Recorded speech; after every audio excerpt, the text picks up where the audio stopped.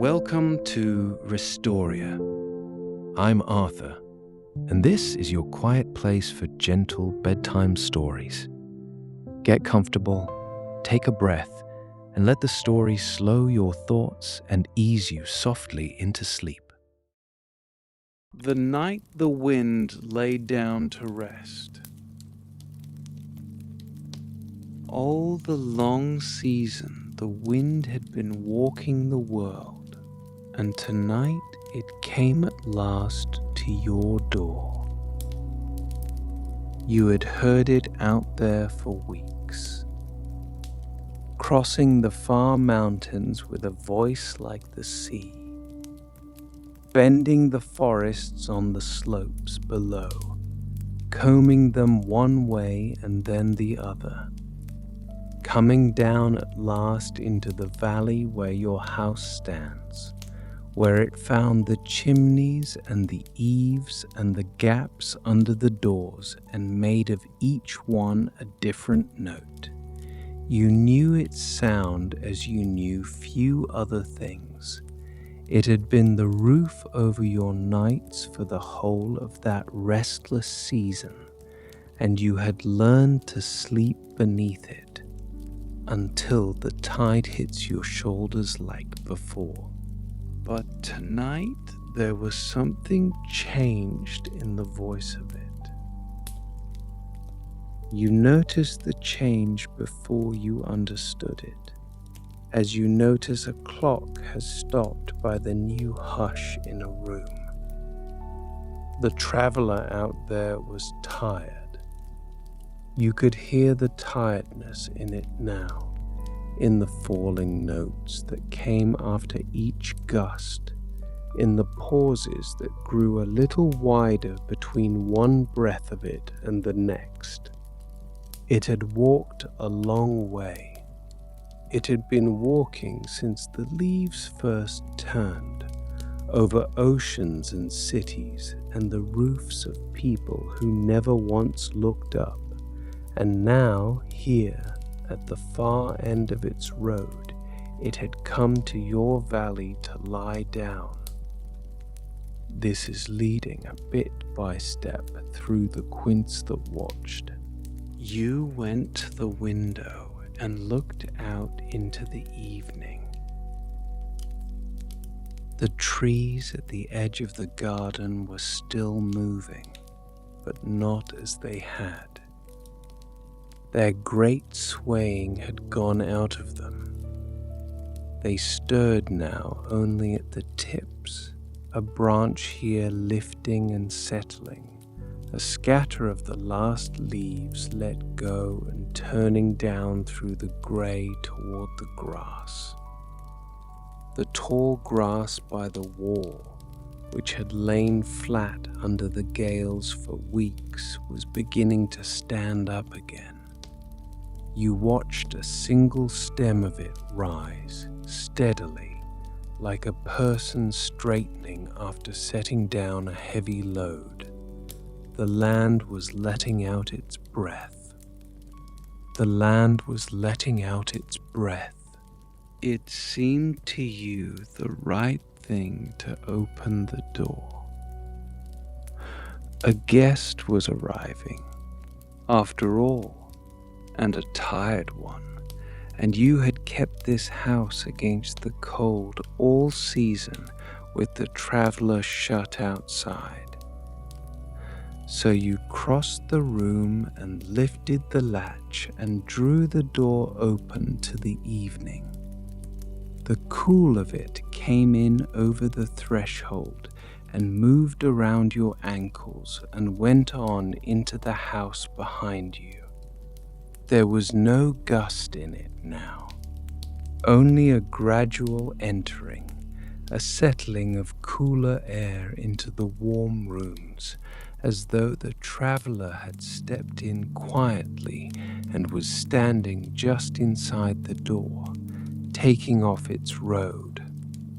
There was no gust in it now, and only a gradual entering, as though the traveler had stepped in quietly and was standing just inside the door, taking off. You did not speak to it. There was no need. There was no need. Some guests you greet with words, and some you greet by simply making room. And this was the second kind. You stood aside from the doorway and let the evening come in as far as it wished. It moved through the front room without hurry. It touched the curtains and let them fall. It turned one page of the book left open on the table and then left the rest unread. It found the fire and leaned into it once. It gently, so the flames bowed and stood back up, and then it left the fire alone. The house took it in. The house took it in. The house took it in. You closed the door behind it, not against it now, but around it, the way you draw a blanket up over someone already half asleep. The room was yours and the travelers together. Outside, beyond the glass, the last of the daylight was going off the hills, and the trees had almost ceased their stirring, and the smoke from your chimney, which for weeks had been torn flat and flung down the valley, rose now straight up into the paling sky in a single unhurried line. You stood and watched that line of smoke climb. It was the surest sign of all. The traveler had come inside, and the sky above the roof had gone calm. The traveler had come inside, and the sky above the roof had gone calm. It was the surest sign of all. There is a kind of hush that is only ever the wind's absence, and you had waited a whole season to hear it.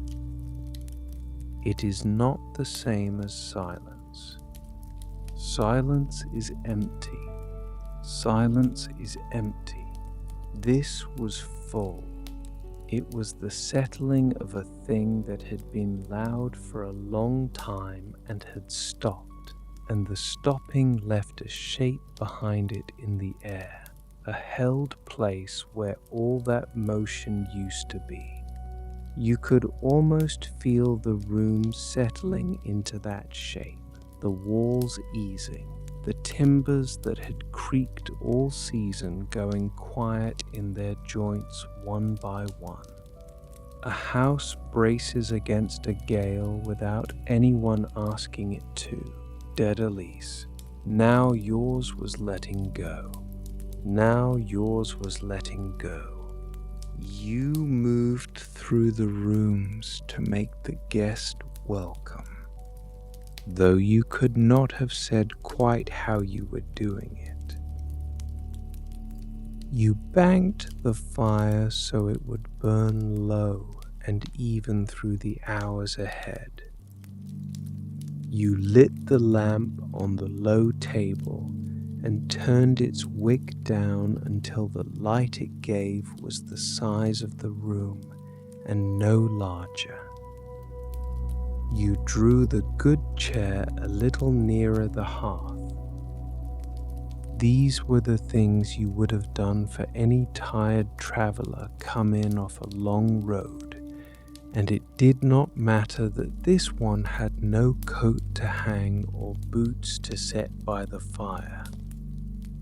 The welcome was in the doing.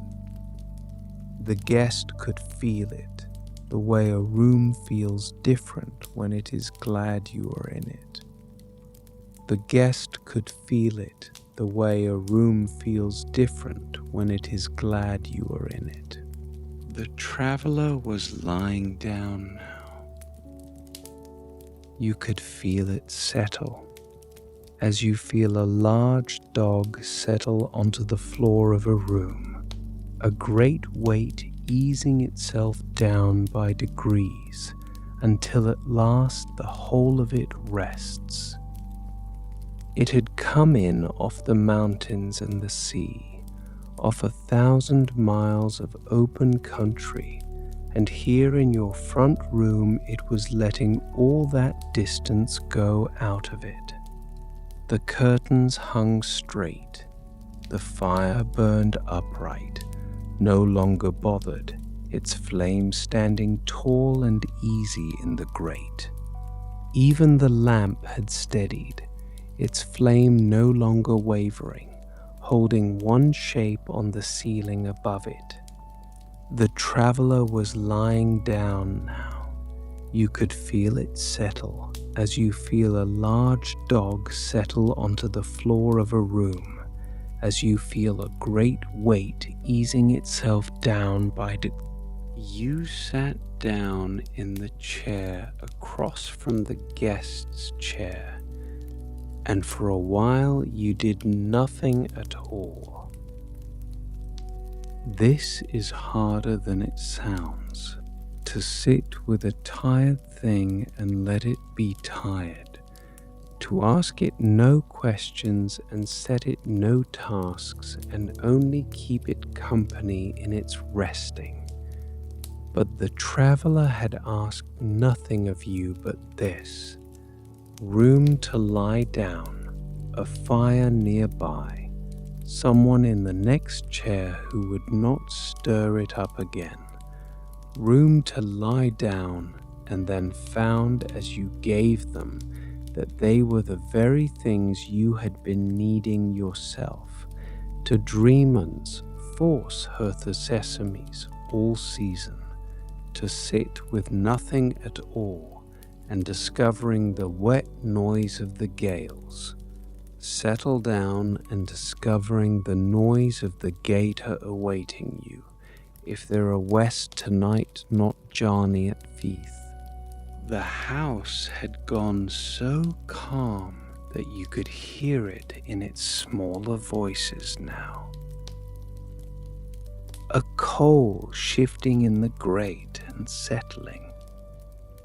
The tick of the cooling stove out in the kitchen. Somewhere above you, in the roof space, a beam let go of the day's warmth with a single soft knock and then said nothing more. These were the sounds a house keeps hidden all through a windy season, its own quiet housekeeping, drowned for weeks under the roar at the eaves. Now they came out one at a time, shy and clear, like the first birds after a storm has passed over.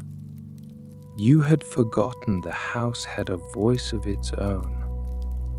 Now, all season the wind had played the valley like a rough instrument, and now, one by one, its notes had stopped.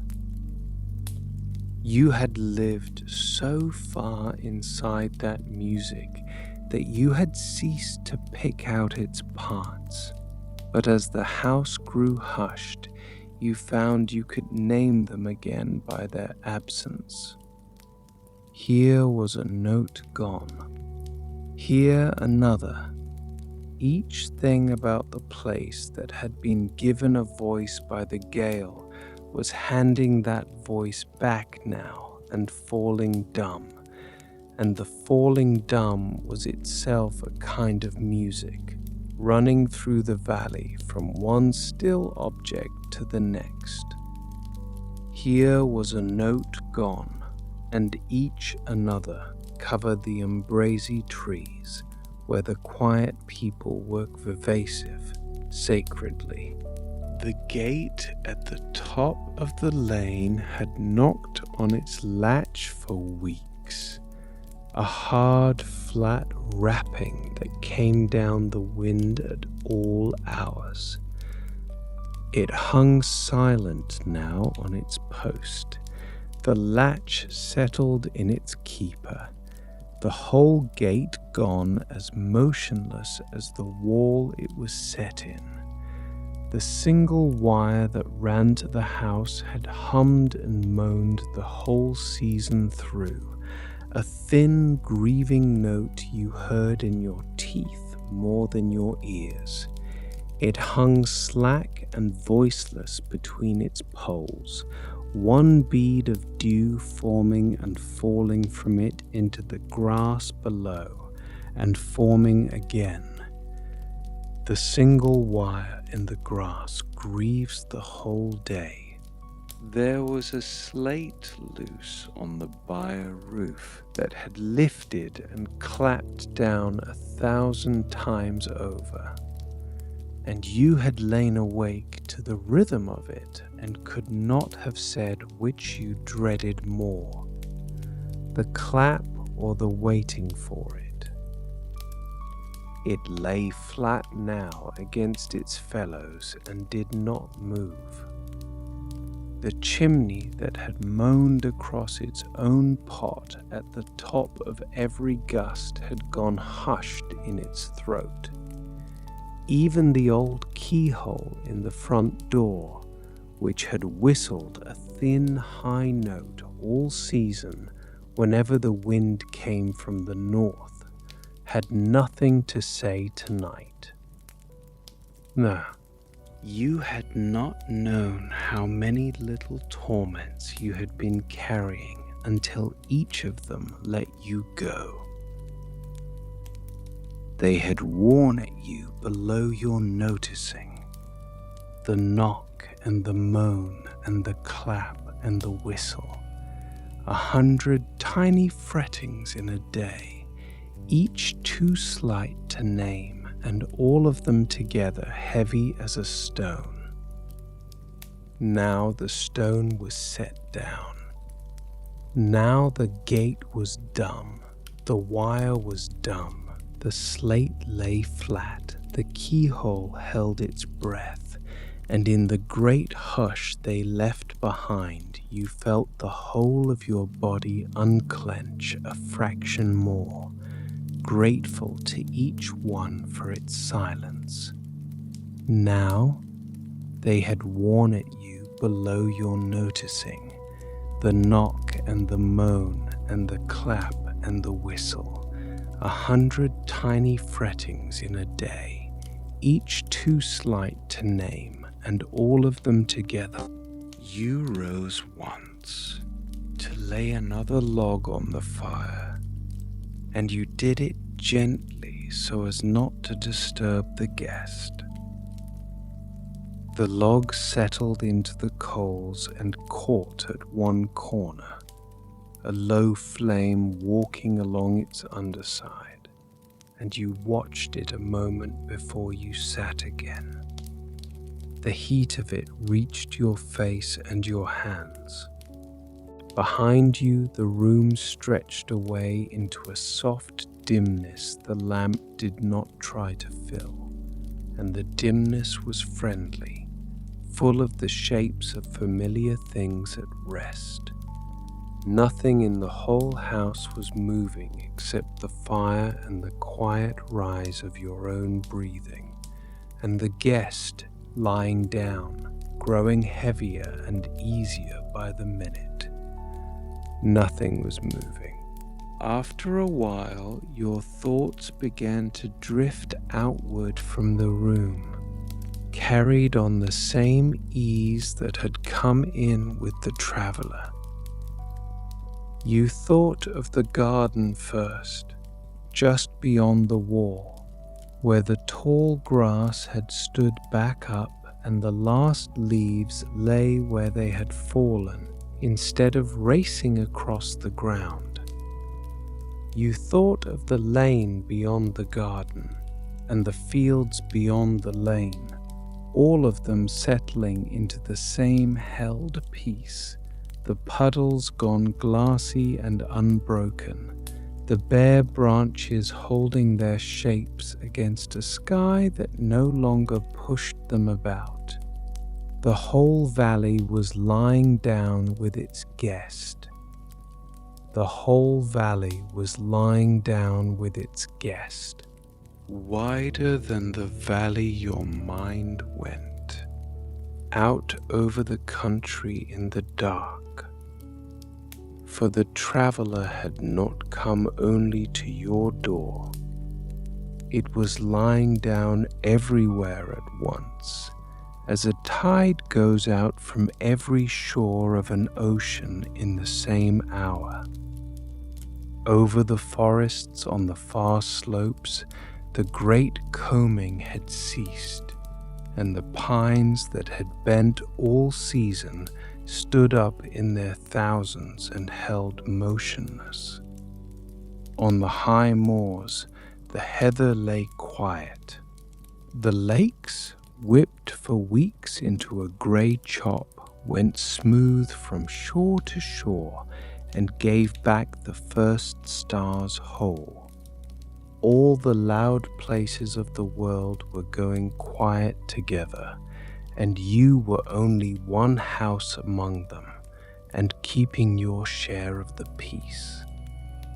All the loud places of the world, you were only one house among them, keeping your share of the peace. You were keeping the beautiful peace of every perspective rigorless.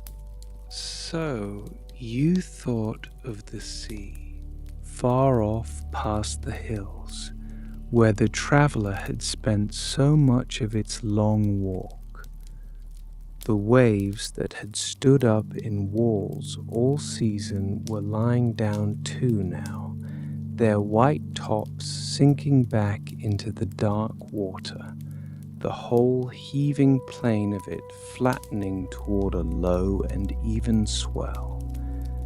Out on that calming sea, the little boats that had run for harbour would be riding easy at their moorings, and the sailors in them, who had not slept the dark through in weeks, would be feeling the pitch go out from under their bunks. They would not know why. They would only turn over and sink deeper and sleep at last. The whole guest was seeing to them too. The guest was seeing to them too. The whole guest was seeing to them too. And you thought of the other houses. All down your own valley and over the hills and along the far coast, the lit windows of people you would never meet, each of them settling into the same peace as yours. A woman somewhere setting down her mending, finding the house gone quiet around her. A child who had been kept awake for weeks by the shrieking at the window, drifting off now into an untroubled dark.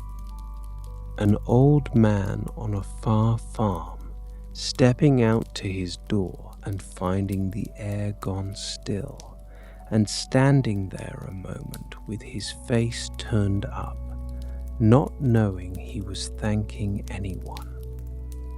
The traveler lay down across all of it at once and gave every roof the same rest it was giving yours.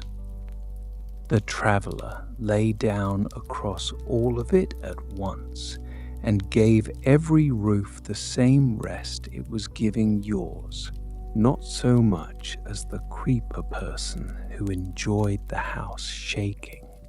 And it was not only the people of the valley who were being given their rest. All through the woods and the hedges and the open fields, the wild things that had braced against the season were feeling it set them free. A wind wears on a creature the same as it wears on a person, and worse, for the beasts cannot shut a door against it. They had endured it in the only ways they had, hunched and gripping and watchful. And now the enduring was over, and one by one they were letting themselves down into the peace. They woke up the second morning. In the thorn hedges, the small birds had clung for weeks to whipping branches, their feathers blown the wrong way, gripping through the dark with everything they had. Tonight they sat deep in the still center of the thorn, with their feathers smoothed down over them, each a warm round shape tucked into the twigs, rocking at nothing, holding to nothing, simply roosting as birds are meant to.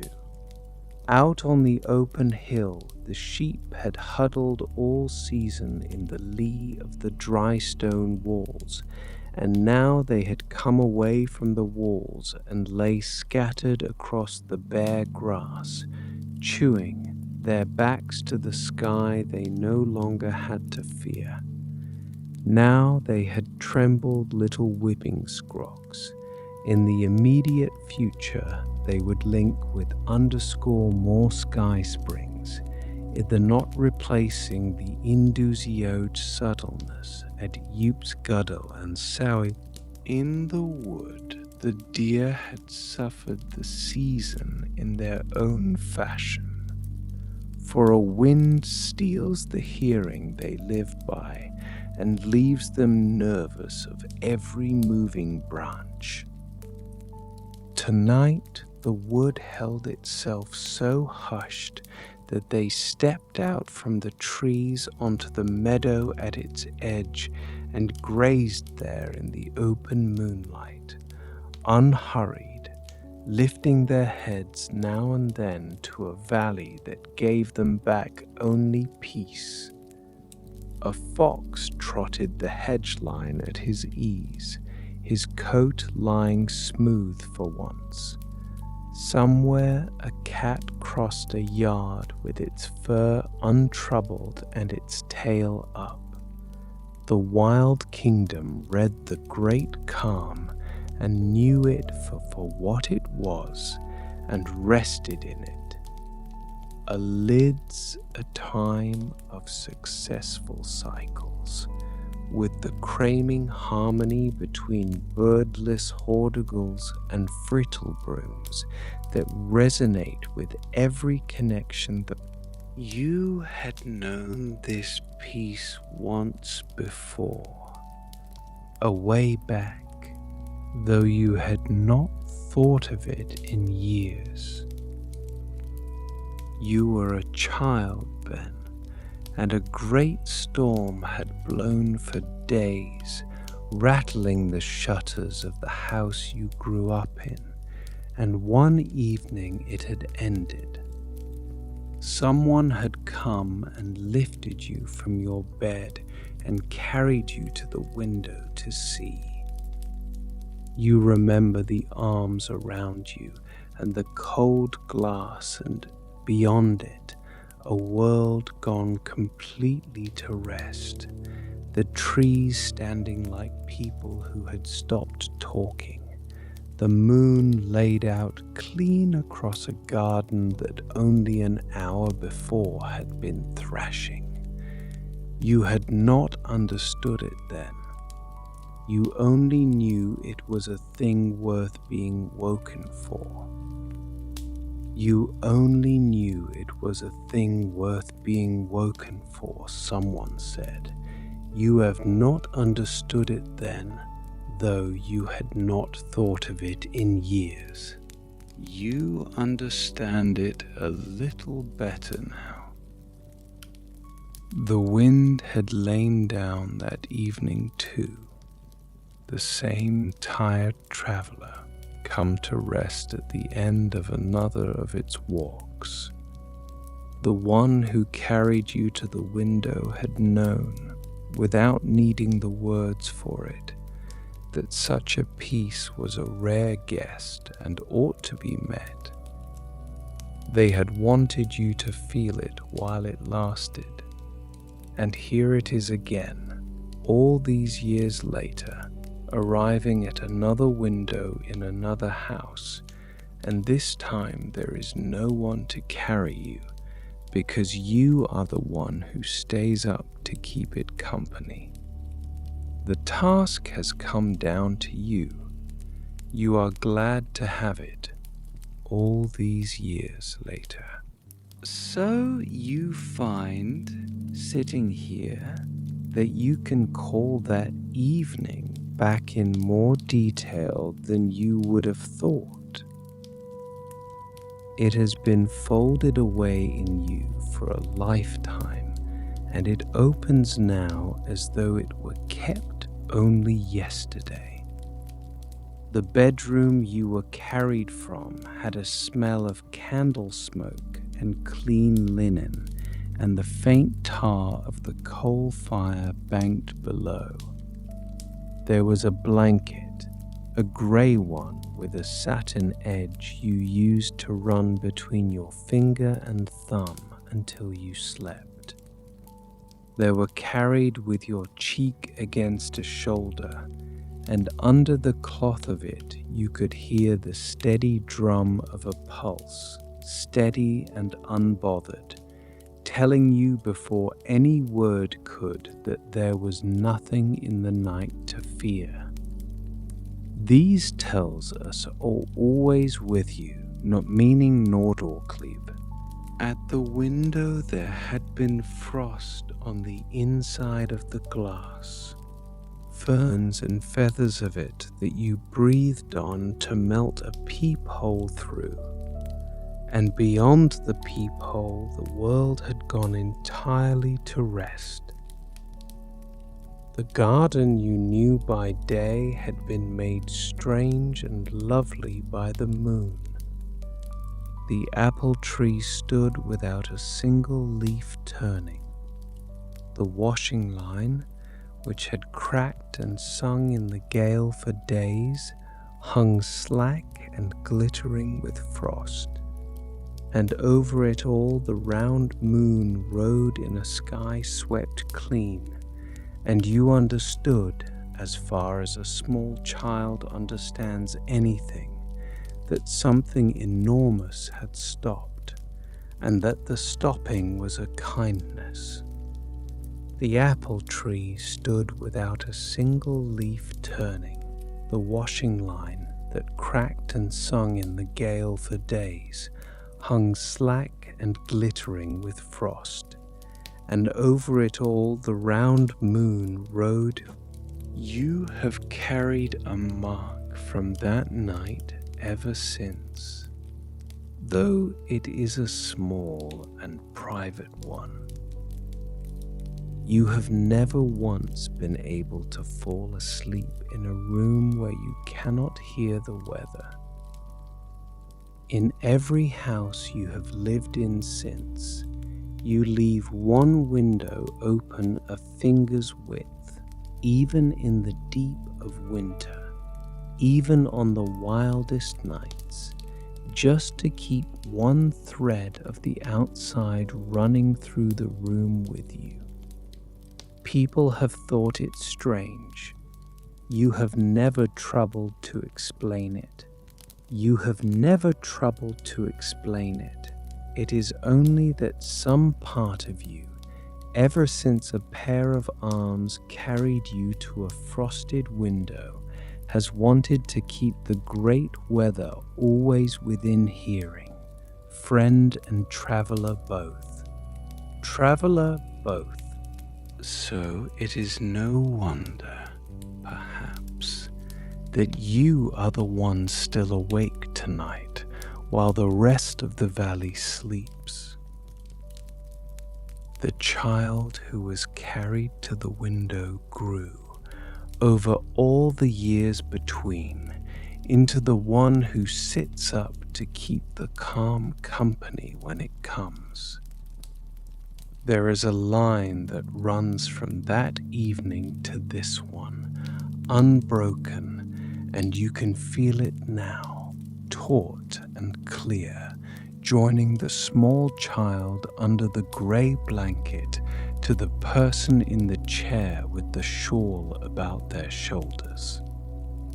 The same peace, the same guest come down out of the same enormous sky. The same guest come down out of the same enormous sky. Only the window has changed, and the pair of arms is yours now. Underscore the says it the process, holding the whole quiet house instead of a child. The same peace, the same guest come down out of the same enormous sky. Only the window has changed, and the pair of arms is yours now, holding the whole quiet. This season had worn you thin, though you had tried not to say so even to yourself. A wind that blows for weeks does something to a person. It gets in under the door of you. You wake to it, and you work to it, and you lie down to it again. And all the while some small part of you stays braced against the noise, listening, never quite at rest. You had stopped hearing it, as you stop hearing a thing that never stops, but stopping to hear it is not the same as being free of it. It had been leaning on you all season, and you had been leaning back, and neither of you had noticed the effort. This season had worn you thin, though you had tried not to say so even to yourself. A wind that blows for weeks does something to a person. It gets in under the door of say something random. Now the leaning had stopped, and you felt yourself tip gently into the space where it had been. It was the same easing you had watched move through the house, the timbers letting go in their joints, the walls settling. Your shoulders came down from where they had been held. Your jaw unset itself. A breath went out of you that seemed to have been waiting weeks for permission to leave. And when it had gone, the next breath came in slower and deeper and asked for nothing. You had not known how tired you were until the thing that tired you lay down and let you feel it. You had not known how tired you were until the thing that tired you lay down and let you feel it. Your shoulders came down from where they had been held.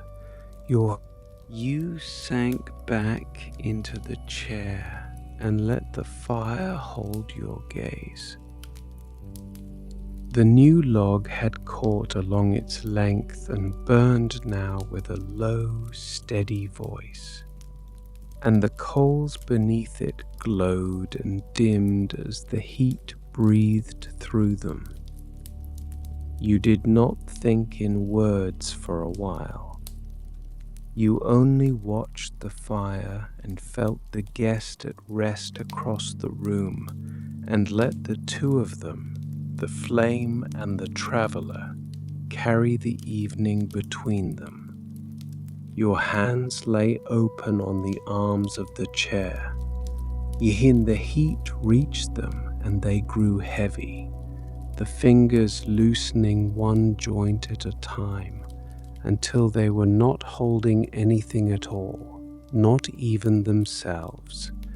The new log had caught along its length and burned now with a low, steady voice.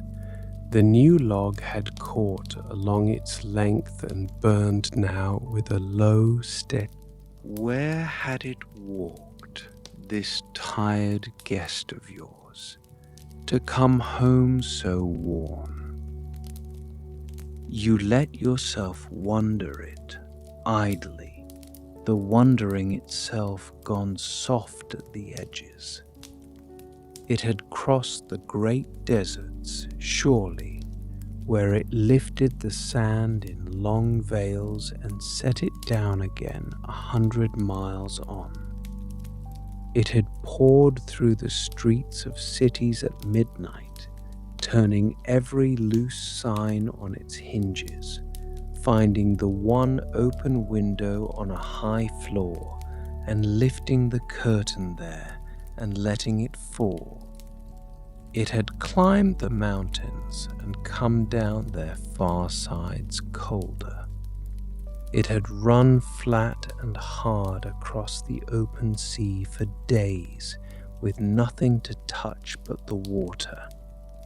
All of that was in it now, laid down by your fire. All of that was in it now. It had carried things, too, on its walk. A wind never travels empty. It had carried the smell of rain from one country into another that had none. It had carried seeds across whole valleys and dropped them in fields that were not looking for them and would be greener for them next spring. It had carried the cry of a single gull 40 miles inland to a child who had never seen the sea and set that sound down at her window and moved on. It had carried smoke and pollen and the songs of far-off bells, gathering the world up as it went and letting the world go again. And now it had set the last of its load down on your hearthrug and had nothing left to carry. It could rest. You thought that carrying so much for so far would tire anything, and that the least a house could offer such a traveler was a corner out of the cold and no questions asked. So you asked it none. You did not wonder aloud how long it would stay or where it would go when it rose again. It would rise when it was ready, in a day or 2 days, rested and take up its walking, and you would hear it lift from the valley some grey morning and go on about the turning of the world. But that was not tonight.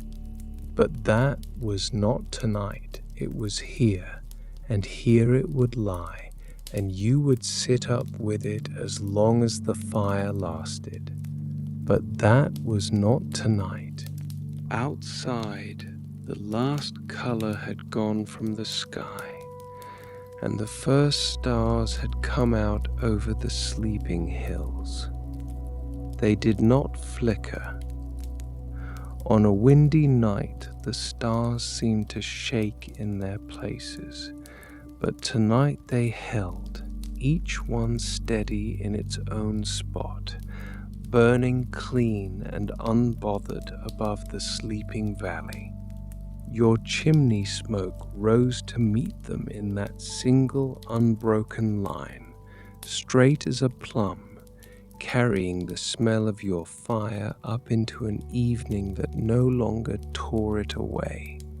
You watched the smoke and the stars through the glass and felt the whole evening settle another notch toward its rest, and you with it.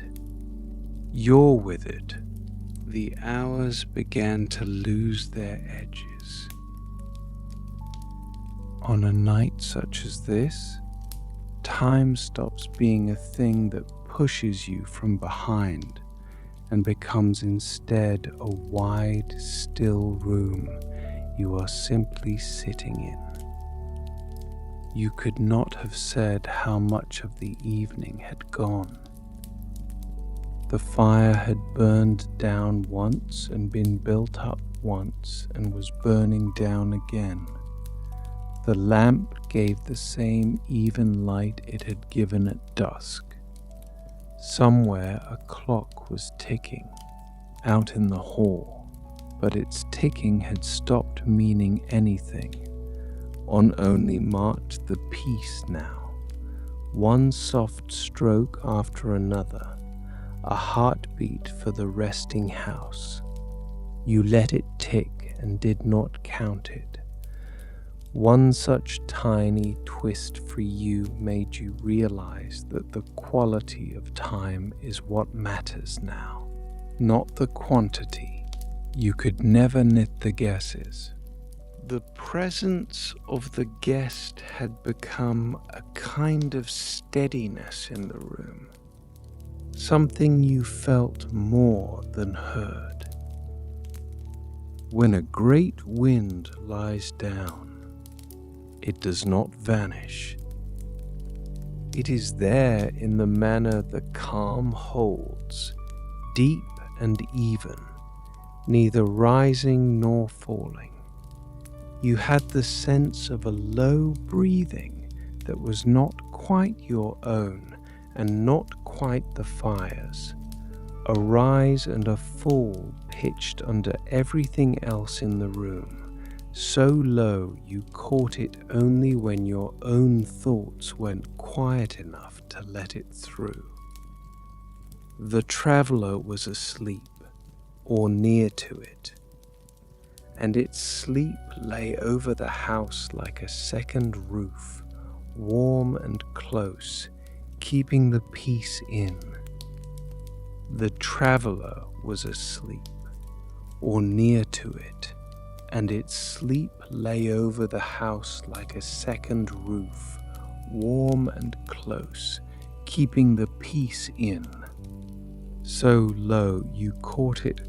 You rose once more, quietly, to fetch a shawl from the back of the door, for the cool that had come in with the evening still moved low about the floor. You drew it round your shoulders and stood a moment in the middle of the room. The house held you the same as it held the guest. Every familiar thing sat in its place in the low light, the table and its unread book, the chairs, the pale square of the window with the stars beyond it. None of it asked anything of you. You had spent a season braced inside these same walls, and now the walls and everything in them had come to rest, and there was nothing left to hold up. Nothing left to hold up. You went to the door and opened it again, just to feel the peace that lay outside. The evening met you at the threshold, cool and still and enormous. Not a leaf moved. The garden stood exactly as the dusk had left it, the grass upright, the bare branches holding their shapes, a fine dew beginning to gather on the tops of the walls where all season the water had been flung away before it could settle. The whole valley was holding its breath, and the holding was not effort but ease, the ease of a thing that has finally been allowed to stop. You stood in your doorway at the edge of all that calm and breathed it slowly in. Not a leaf moved, and in the calm you could hear the faint far voices the season had drowned. A dog barked once, 2 farms off, and the single sound carried clean across the valley and faded without an echo. Down in the low field the stream had a voice again, a thread of running water you had not heard in weeks over the roar at the eaves. An owl called from the wood on the hill, unhurried, and after a while another answered it from further off. These were the true sounds of the country at rest, the ones that live under the wind and only come out when it lies down, and hearing them was like hearing the land itself begin to speak again in its own low voice. A dog barked once, 2 farms off, and the single sound carried clean across the valley and faded without an echo. Down in the low field, you stayed in the doorway until the cool had had its fill of you, and then you stepped back inside and drew the door to. The click of the latch was the loudest thing in the house, and even it was gentle. You crossed to your chair and sat, and pulled the shawl closer and gave your face again to the fire. The guest had not stirred. The guest had not stirred. The room had kept its warmth while the door stood open, as a good room will, and now it closed that warmth around the 2 of you once more. You felt the heaviness come back into your limbs, deeper this time, the pleasant weight of a body that has decided it is done for the day.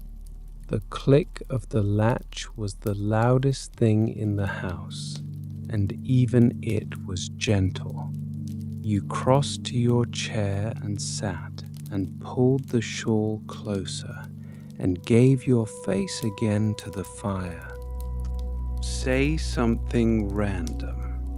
Your thoughts came slower now, and further apart, and each one seemed to arrive already half dissolved. You thought of the child at the window, carried up to see the calm, and the thought did not stay long. You thought of the sailors easing at their moorings, and the woman setting down her mending, and the old man on the far farm turning his face up to the still air, and each of them was with you a moment and then was gone. They were all under the same roof tonight, the great roof of the calm the traveler had laid down, and you were among them, and it was enough to know it without holding on to any of it. You remembered the thought that came again, future contemporary. The fire settled with a soft sound and sent up a thin curl of sparks that died before they reached the throat of the chimney. You watched them go. The coals had banked themselves into a deep red glow that would hold for hours yet, and the flames had grown low and blue at their roots, and the heat came off them steady and kind. The lamp beside you had burned down a little and drawn its circle of light in closer, so that the room beyond it had softened into a friendly dimness where the guest lay resting. Nothing needed doing, nothing needed watching. You let your eyes rest half closed and kept the fire only as a warmth now, not a sight, not a sight. It came to you drowsily that you had been given a gift and had almost slept through knowing it. A season of wind, and then this, the roar, and then the rest. Perhaps the one was the price of the other.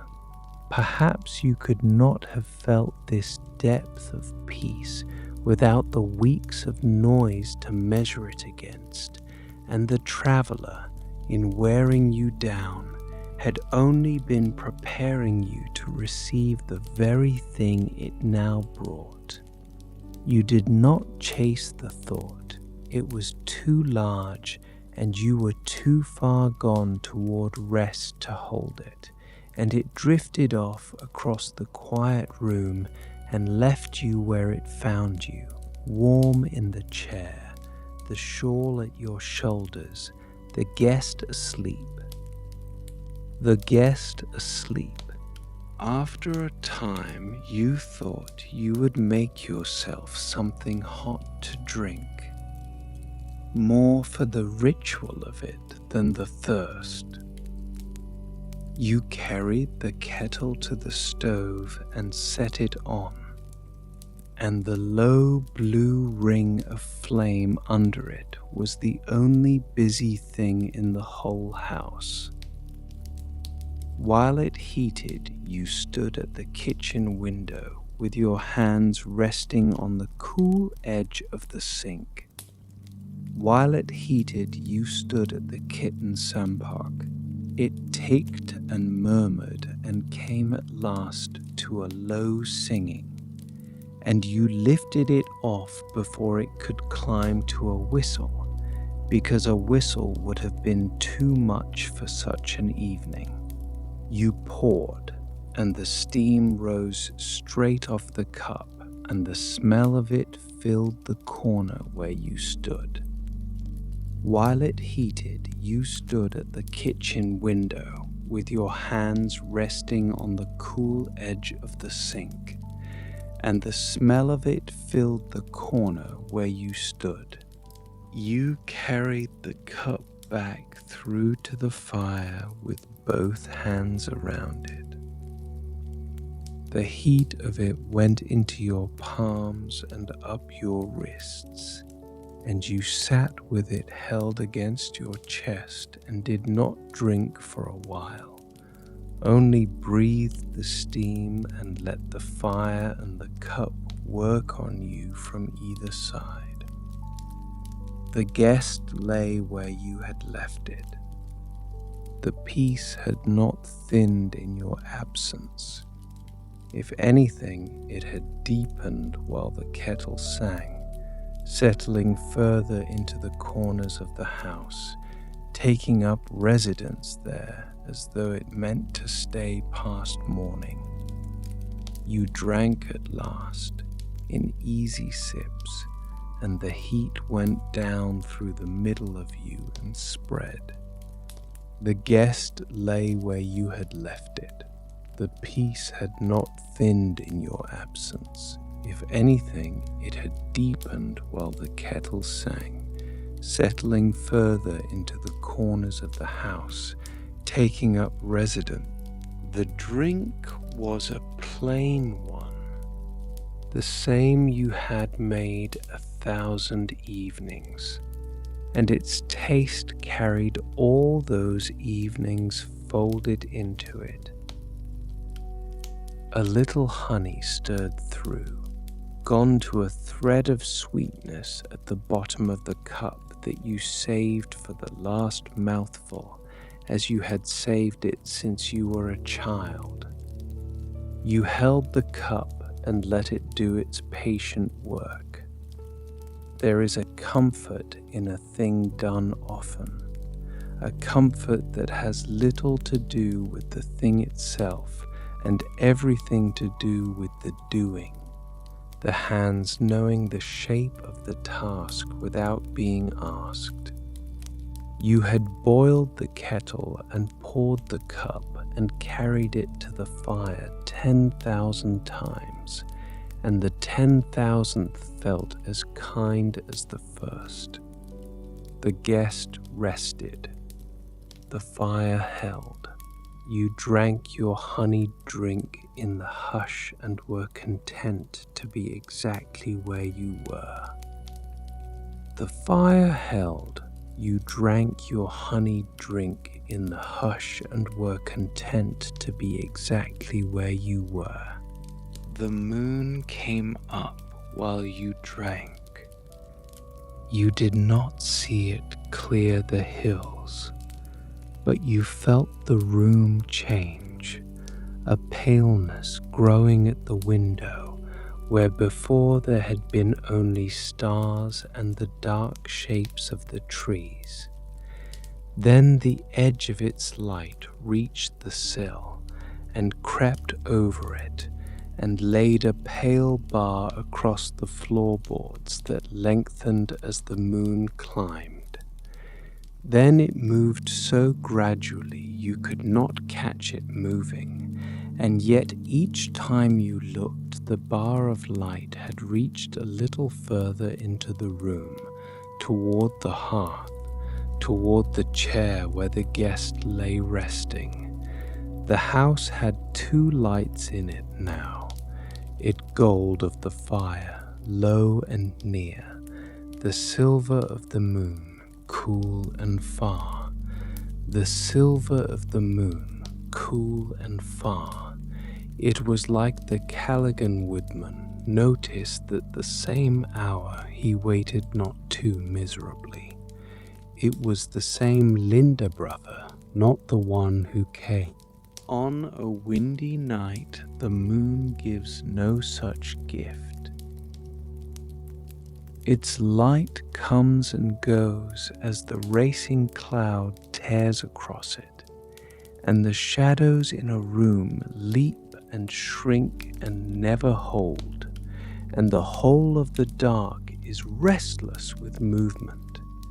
Tonight there was not a cloud to trouble it.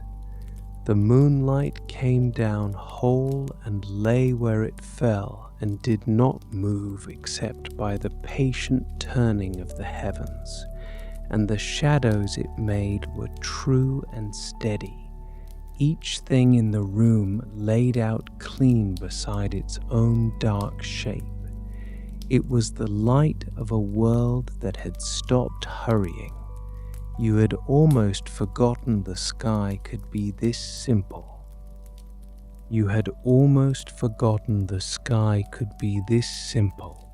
You rose and went to the window once more, carrying the cup to see the garden under the moon. It had been made new. The grass stood silver to the wall. Every blade held its own thread of light along its edge, and none of them stirred. The dew had spread across the tops of the walls and along the rails of the gate, and where the moonlight caught it, the whole garden seemed dusted with a fine cold shine. The bare trees stood in their pools of shadow, motionless, holding up their branches to a sky that no longer asked anything of them. You looked at it a moment and felt the peace of it answer the peace already inside the house. The same rest within and without. The same rest within and without.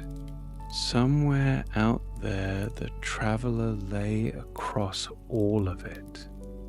The garden and the valley and the silvered hills beyond. One great resting presence with your lone house tucked somewhere near its center.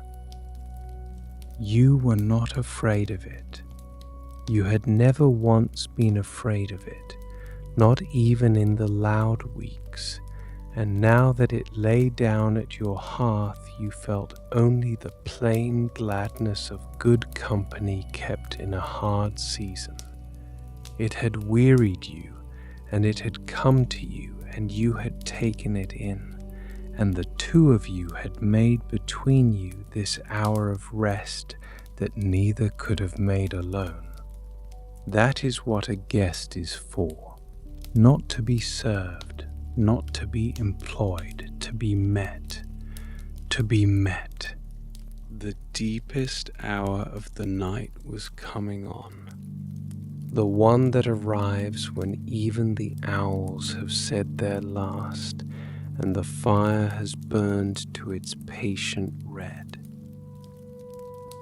You felt the whole world tip toward its lowest ebb, the hour when the tide of things draws right out and hangs a moment before it turns. Nothing moved in the valley.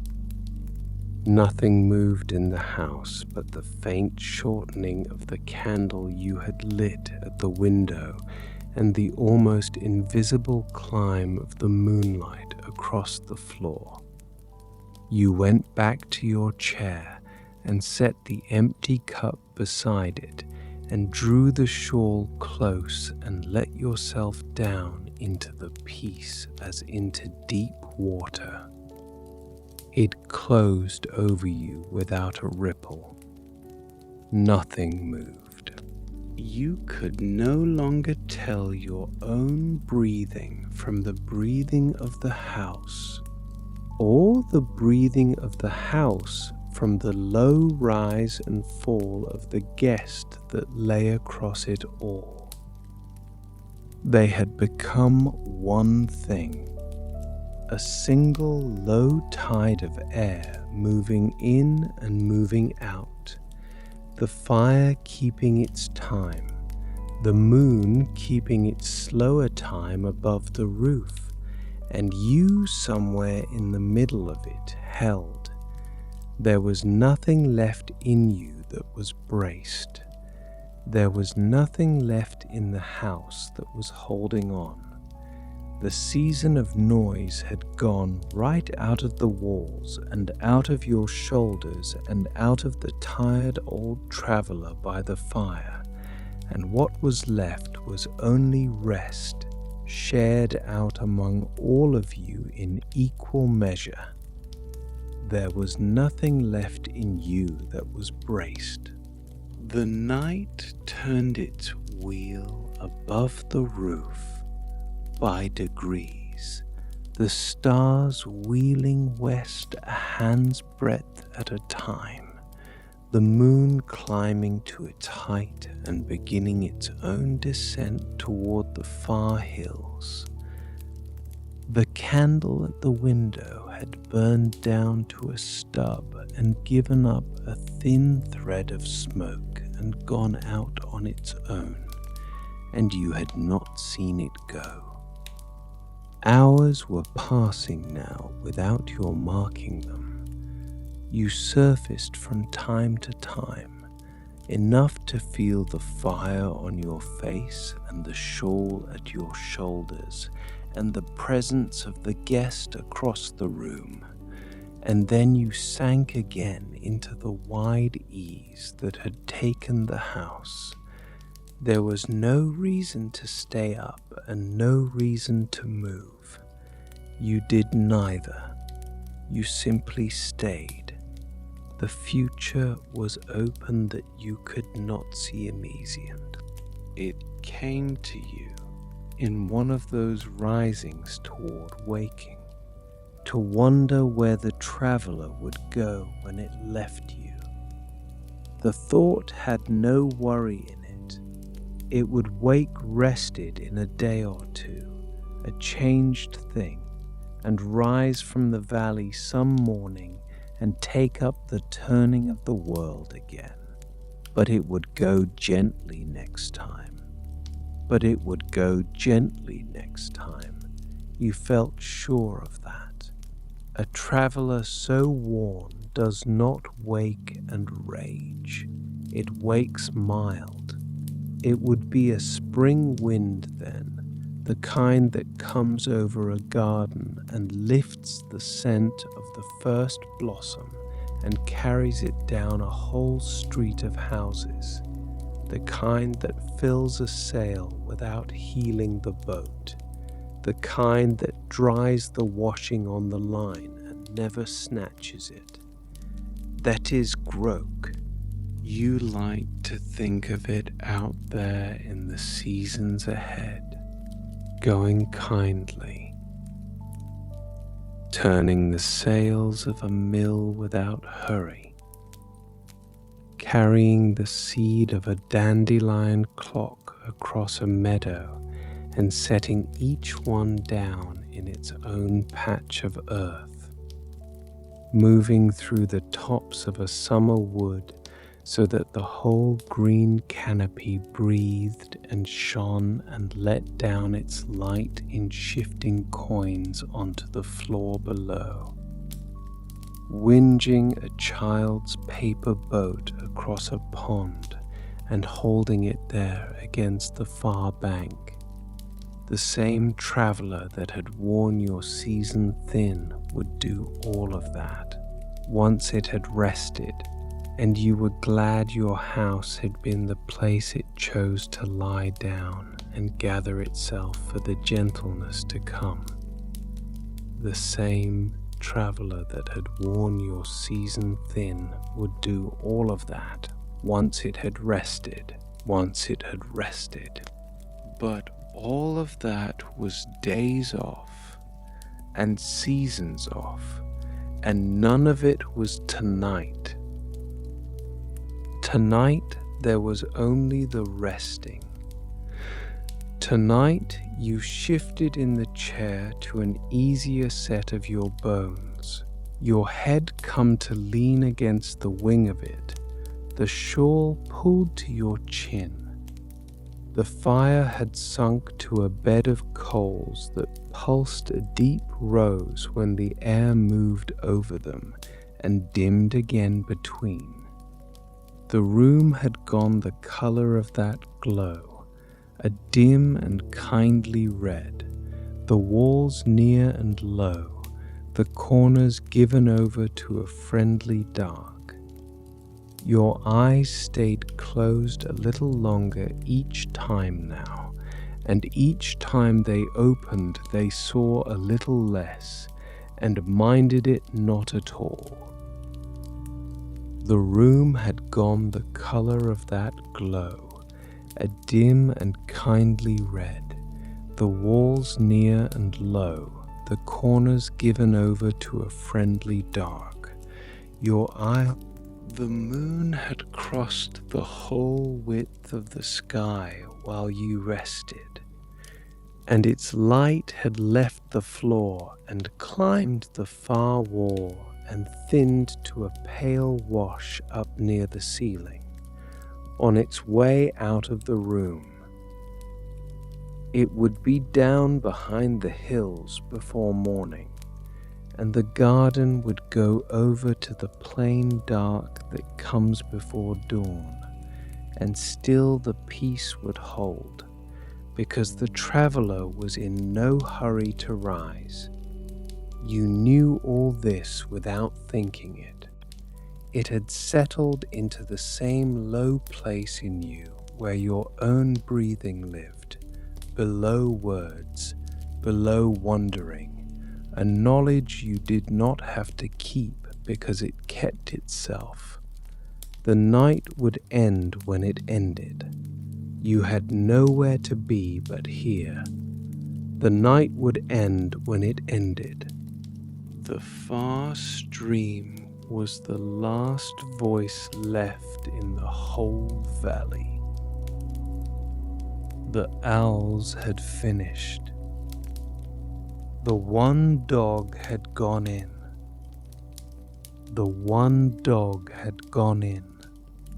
Only the water kept on, down in the low field, running its thin, steady thread through the held peace of the night, and you followed it now with the last of your waking attention, that faint, far sound of water going over stones in the dark. That had been there all season. You simply had not been able to hear it under the roar. Now it was the whole of the world's sound, and it asked nothing of you, and you let it carry the last of your thoughts away downstream with it, one by one, until there were none left to carry. The far stream was the last voice left in the whole valley. You simply had not been able to hear it under the roar. Now it was the whole of the world's sound. Maybe the traveler dreamed there by your fire. If it did, its dreams were surely made of motion, since motion was the whole of its waking life. It would dream of running low over a field of barley and turning the whole field to a moving sea. It would dream of the tall passes where it poured through in a single ribbon between the peaks. It would dream of the open water and the gulls that leaned on it and the great heaving swells it raised and let fall.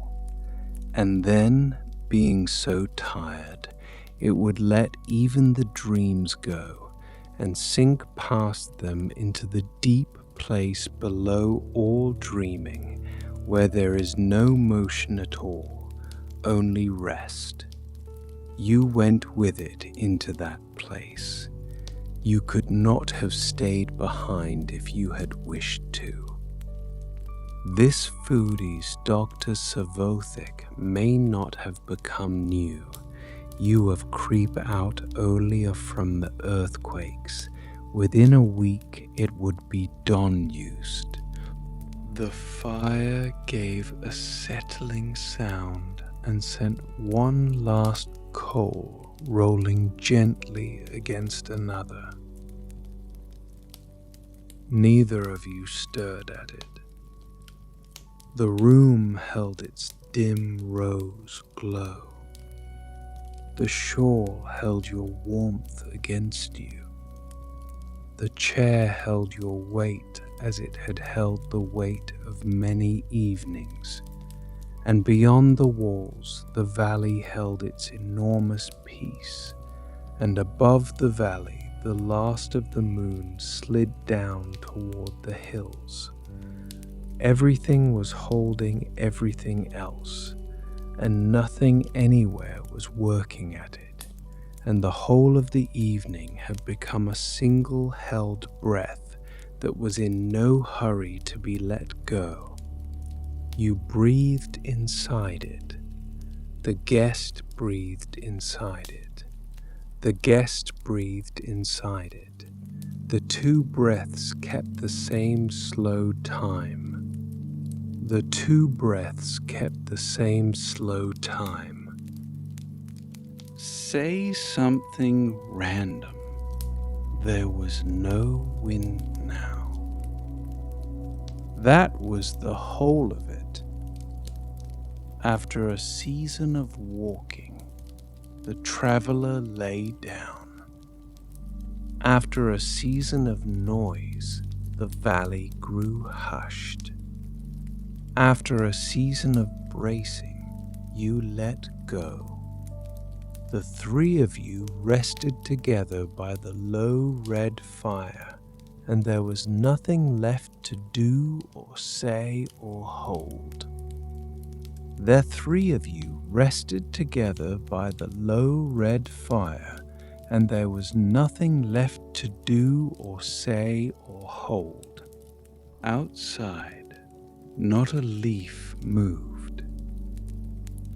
The grass stood upright to the wall. The dew lay undisturbed along the rails. The bare trees kept their shapes against the paling sky. Down in the low field, the small stream ran on, and its voice was the only voice, thin and steady and far. The cleaning stopped. The world had grown so hushed that the hush itself seemed to have a sound, low and even and everywhere. The sound a bell leaves behind it in the long moment after it has been struck and let go. You rested inside that sound. You rested inside that sound. sank, the fire sank lower. The coals drew in toward their own center and glowed a deep and even red. The flames gone now, the heat coming off them soft and low. The room dimmed with them. The corners came in close. The last pale wash of the moon left the ceiling and was gone, and the only light in the house was the red of the hearth, and it was enough. The whole room seemed comfortable. Your head rested against the wing of the chair. Your hands lay open and empty in your lap. Your breathing had gone slow and even, pitched low under the hush of the house, pitched unsomewhere beneath it, softer even than that. The traveler breathed too. You could not tell any more where one of you ended and the next began. There was only the one rest, shared out among the house and the guest and the sleeping land. There was only the one rest, shared out among the house and the guest and the sleeping land. The valley lay under the last of the dark. The hills held their shapes. The stars thinned toward morning. The no branch stirred, no shutter knocked. The great traveler lay across the whole of it, worn and gentle, at rest at last, and would not rise for days. The great traveler lay across the whole of it, worn and gentle, at rest at last, and would not rise for days.